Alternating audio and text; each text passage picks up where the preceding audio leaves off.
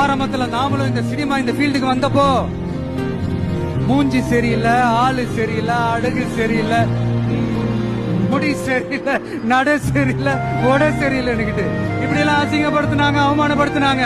ஆனா கொஞ்சம் கூட கலங்காம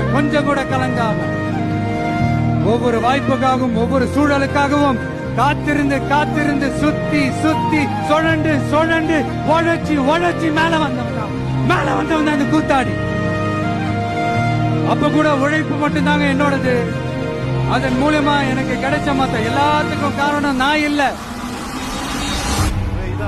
ஒரு முறைதான் உன்னை பார்த்தால் அது வரமே, நினைத்தால் கண்ணில் கண்ணீர் மழை வருமே. That is Rocky KGF.